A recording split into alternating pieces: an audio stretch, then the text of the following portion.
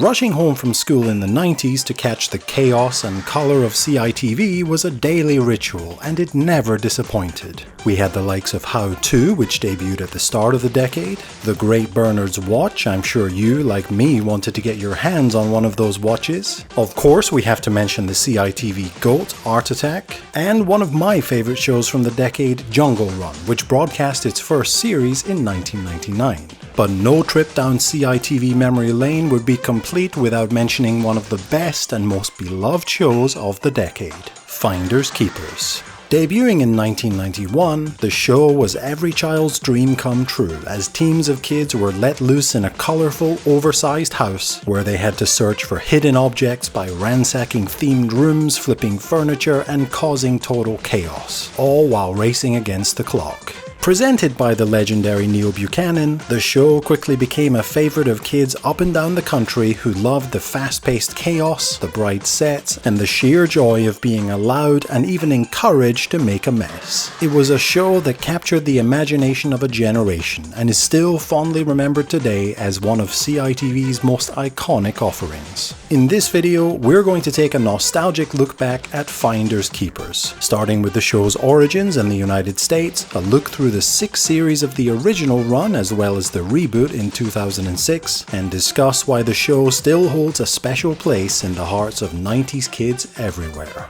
Before we get started, if you're enjoying the content here on the channel, a like and subscribe would be greatly appreciated. It really helps the channel. So settle in for a trip back to the late 80s and early 90s as we take a retrospective look at Finders Keepers.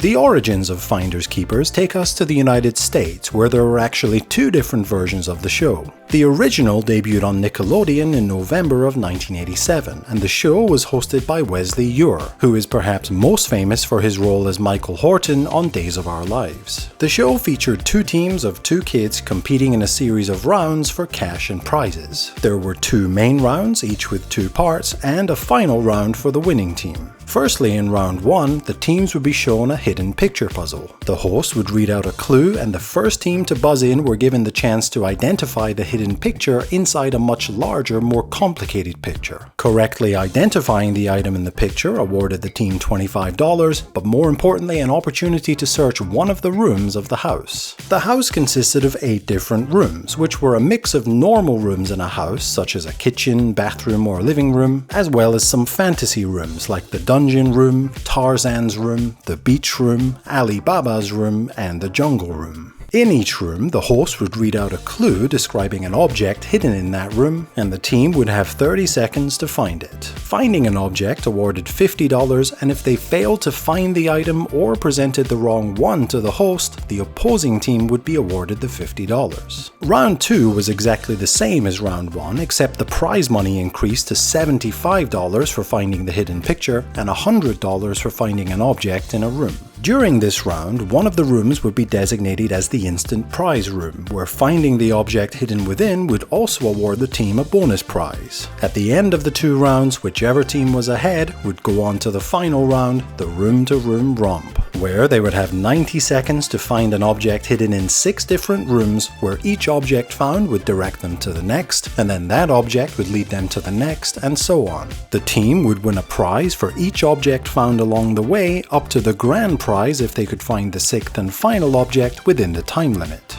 This original Nickelodeon version would run for about a year before the show would enter syndication in September of 1988 with a brand new Finders Keepers. The overall format remained the same, but the set was slightly different, a new host Larry Toffler was brought in, and there were a few other small improvements, such as little graphics appearing on the screen during the room searches showing the viewers at home where the hidden item was, and a change to the hidden pictures sections, as now, rather than circling the images on a digital screen, the contestants would now have to rush over to a giant physical picture and match the items on the left to where they were in the picture. Other than these changes, this second version of Finders Keepers was essentially the exact same as the first, and while the show was popular, it would ultimately only last for 2 years. When it comes to the British version of Finders Keepers, despite debuting on CITV in 1991, the show's pilot was actually filmed a few years earlier in 1988, where the groundwork would be laid for what would eventually become one of the most beloved UK kids game shows of the decade. The pilot was hosted by Andrew O'Connor and was filmed on the set of the second version of the American show. And while it was initially not broadcast, the full video of this pilot is available to watch. Andrew O'Connor wouldn't go on to host the main series, but I actually thought he was quite good in this pilot. Let's go! Right a room! All right! Okay, it's the second Raider room. Oh, what's all this loo paper doing? Look, will you get that Labrador puppy dog out of here? Just get rid of this guy. Overall, I thought this pilot was excellent, but it took a few years for the show to get commissioned for a full series, as we would have to wait until 1991 for the show to broadcast its very first series in the United Kingdom. Having explored the show's origins, let's now take a look back through all 7 series of the UK version of Finders Keepers.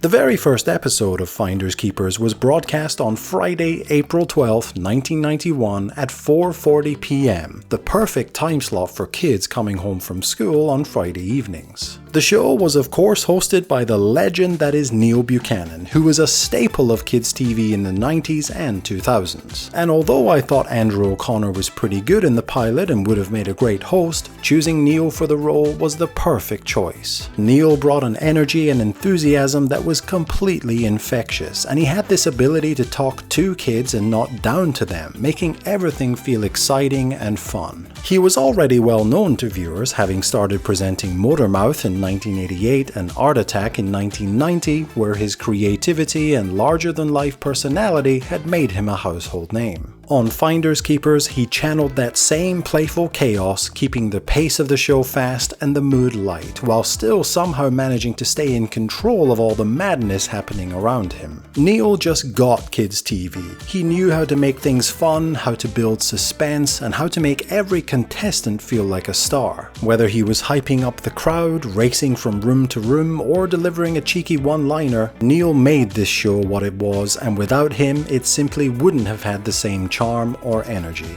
The overall format of the UK version of Finders Keepers was essentially identical to that of the original American version. Let's start at Series 1. Each episode starts with a quick introduction to both teams, the yellow team and the green team, before we go straight into the first round, where Neil reads out a clue and the teams have to guess which numbered screen the answer lies behind. The trick here is for the teams to remember what was behind each screen if they got it wrong, so that they could correctly identify it later when the right question came up.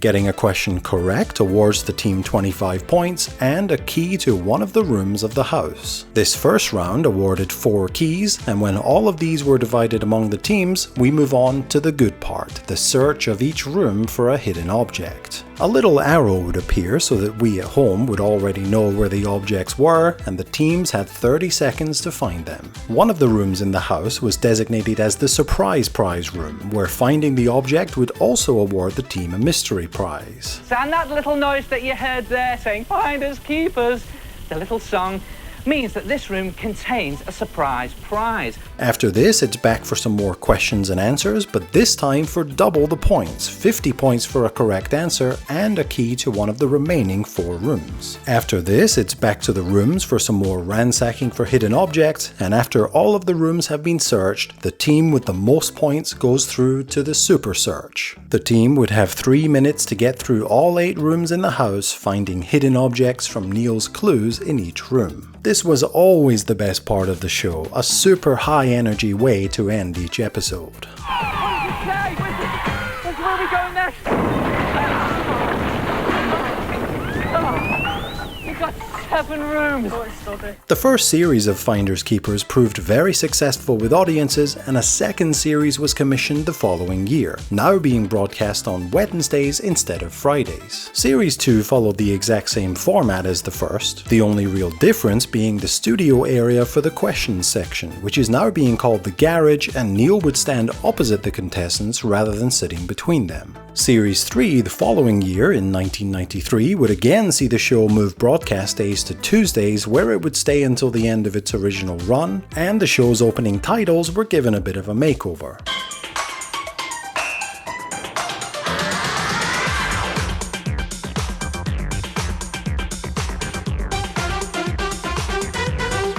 From Series 3 onwards, many episodes featured celebrities who would make cameo appearances to help the contestants. They were usually found in the fantasy room of the house, the room that was like no other, and Series 3 included the likes of Frank Bruno, who was in Sleeping Beauty's bedroom and the kids had to find the object without waking him up.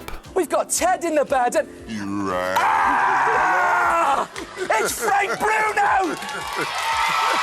And twins Gail and Gillian Blakeney from the soap Neighbours in the final episode of the series. If I pull this up, what have we got here? We've got two twins! It's Gail and Gillian! You're the twins from Neighbours! Series 4 featured Olympic gold medalist in swimming Adrian Moorhouse, both Zodiac and Panther from Gladiators, Steve Johnson, host of Terror Towers, a show that Neil Buchanan actually helped create, and Bro and Bro from What's Up Doc. Is you've come to help Jeanette and Andre find the thing today? Oh, yes. Now Yeah. listen, Oh, I don't want any messing Oh, around. bro, look at that lovely juicy arm. Series 5 probably had the best lineup of celebrity guests, as we saw the likes of Anton Deck, known then as PJ and Duncan, both Warrior and Shadow from Gladiators, the Games Master himself Patrick Moore, and the one and only Cat from Red Dwarf Danny John Jules. Francesca, good! I'm well, mate. How are you? Look at Francesca's face there. She's completely gobsmacked. Series 3 introduced Jeremy's Joker in the fantasy room, named after the voice announcer for the show, Jeremy Stockwell. Jeremy's Joker was basically the same as the surprise prize room from Series 1 and 2, where finding the object would also award a mystery prize, and failing to find the object would award this prize to the opposing team. The search through the room with Jeremy's Joker would usually involve either the added stipulation of having to wear something that was intended to make the search more difficult, or if you were lucky and there was a celebrity guest, as mentioned earlier, they would help the team search the room for the hidden object. Yes! Yes! Chris has stopped the clock! Chris has stopped the clock! What a hero you are! Gold medals all round, mate! Fantastic! Series 4 saw a slight change to the show's format, as both teams would get to raid 2 rooms each immediately at the start of the show, and the other 4 rooms would be divided the same as before, with questions and answers at the garage doors. Not a bad change this, I think. I presume the producers wanted the show to get right into the action that everyone loved as quickly as possible. Blaze a trail in this jacket for school. Blaze a trail in this jacket for school. Blazer, school of course blazer. it is, right there, we'll find it. Could be absolutely anywhere. That's it. Look high, look low. Then, in Series 5, there was a small addition to each episode, Jeremy's Junk. In each episode, there are 8 identical objects hidden throughout the house, 1 in each room, and the idea was for viewers at home to try and spot them. These were things like bananas, police helmets, and calendars. It didn't change anything else about the show, and I guess was just added as a little something extra to keep everyone's attention. Not that we needed it, as this show was awesome. Jeremy, what was your junk this week?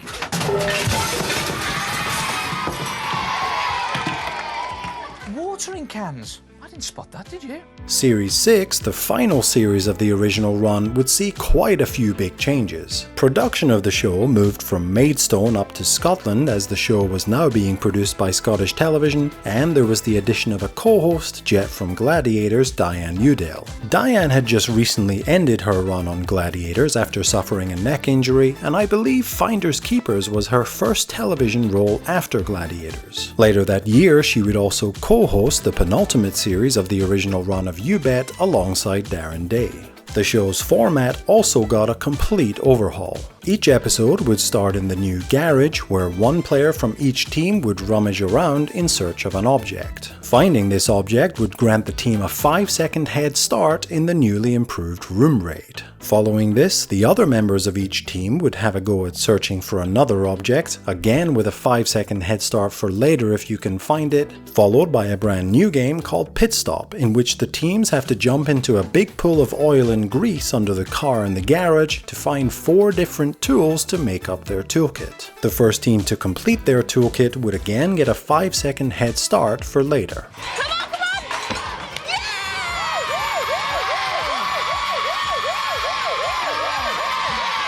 After all this, it's on to the room raid portion of the show, which is now a race between the two teams to find 4 objects in 4 rooms of the house as quickly as possible. So those head starts earned in the garage can be crucial in this round.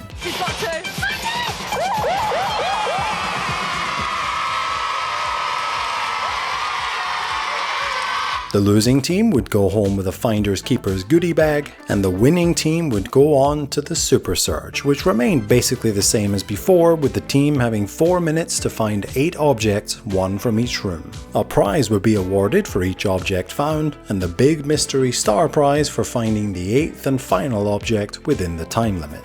It's obvious why the producers decided to make all of these changes to the format. The show had been running for 5 series at this point, and perhaps a bit of a refresh was needed, but overall these changes were definitely to the detriment of the show. The biggest issue I feel is that the garage searches and the room raids had no time limit, so you had no idea how long it was going to take the teams to find the objects. They may find them immediately, or it may take them forever, eating up a good portion of the show. Another unusual thing about this series was the constant sound effects that would play every few seconds during the searches. I get they were trying to add to the chaotic and wacky nature of the show, but I feel they overused them a bit.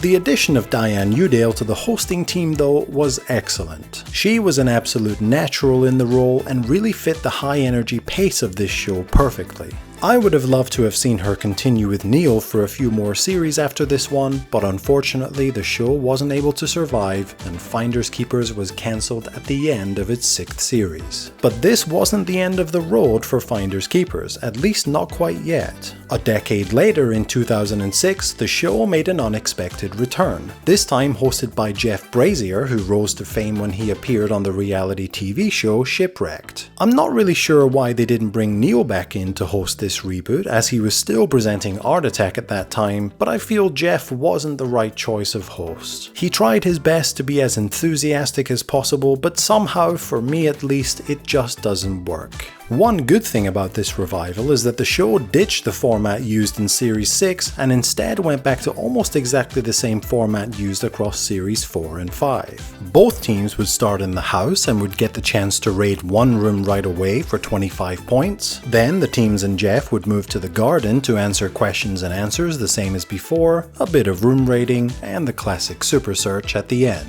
But unfortunately, this revival wouldn't last, and after just 15 episodes, the show was once again cancelled, bringing an end to one of the greatest kids' TV shows of all time.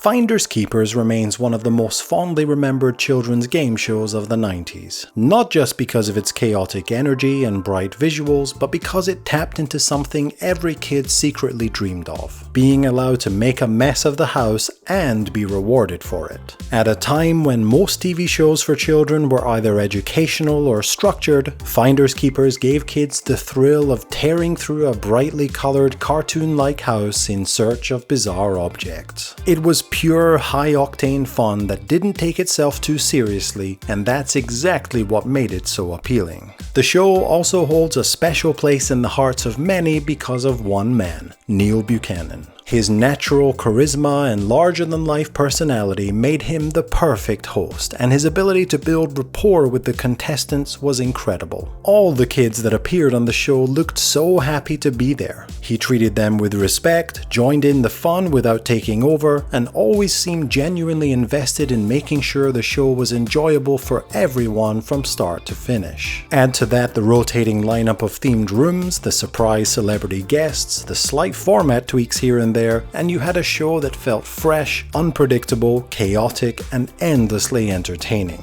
Thank you, Neil, for giving us a childhood we'll all never forget. Even today, Finders Keepers still has that rewatchability factor and brings waves of nostalgia to those who grew up watching it. It was a simpler era back then, before the internet went mainstream, before smartphones and tablets and on-demand everything. We would come home from school, grab a drink and a snack, and turn on the TV to catch our favorite CITV shows as they aired. No rewinds, no pausing, no watching it later. That after-school time slot was sacred, and it was shows like Finders Keepers that were a huge part of that shared daily ritual that connected a generation. Many thanks for watching, everyone. Was this show a big part of your childhood too? Did you dream of getting to raid the rooms of your house in search of mystery objects and prizes? Please let me know your thoughts and memories in the comments below. Don't forget to give the video a like and subscribe if you're enjoying the content here on the channel, and I'll see you all in the next video.